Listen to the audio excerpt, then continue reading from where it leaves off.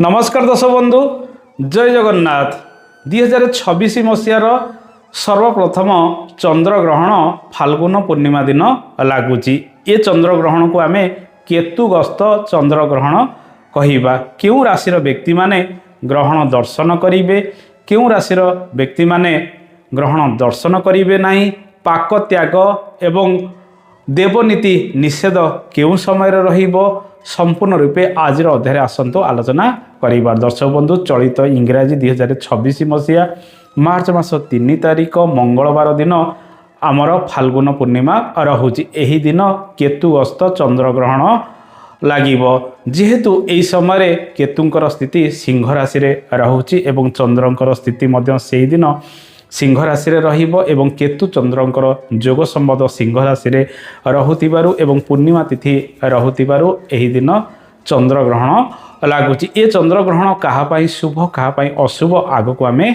जानिबा। पूरी समय अनुसार आसंतु जानिबा ग्रहण स्पर्श समय केउं समय रहिबो, ग्रहण केउं समय मोक्ष रहिबो, केउं समय आपण पाक त्याग इत्यादि करिवे। पूरी समय अनुसार दिबा 3टा बाजी 20 मिनिट 11 सेकेंड रे ग्रहणर स्पर्श समय आरंभ हब। ग्रहणर मध्य समय जो देखिबा दिबा 5टा बाजी 4 मिनिट 25 सेकेंड रहिबो। ग्रहण सर्वमोक्ष हब संध्या 6टा बाजी 47 मिनिट 18 सेकेंड रे।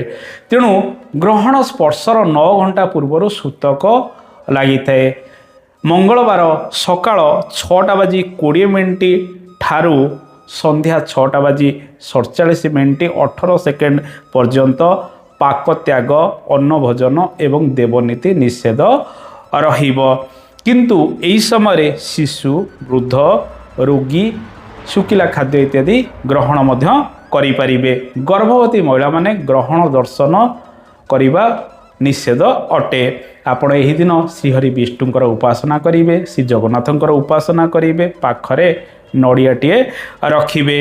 ग्रहणर दृश्य काल जदि देखिबा, जेहेतु दिन रे आमर ग्रहणर स्पर्श समय रहुची एवं चंद्रंकर उदय मध्य होई नथिबो। आपण माने संध्या 5टा बाजी 50 मिनिट 47 सेकेंड ठारू ग्रहण देखि परिबे। संपूर्ण रूपे ग्रहण आमको 56 मिनिट 31 सेकेंड देखा जीव।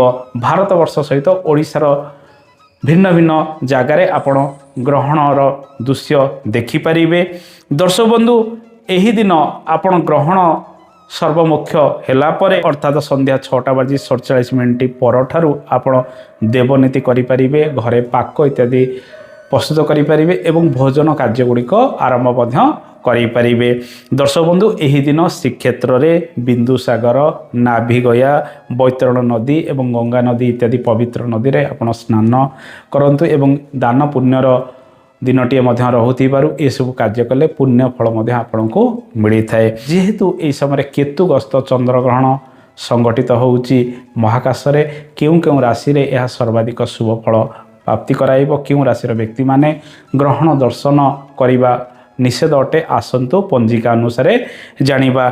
एही दिन मेष, मिथुन, तुला, बिच्छा, धनु, कुंभ एवं मीन ए राशि व्यक्ति माने ग्रहण दर्शन कले शुभ फल आपनको मिलिबो।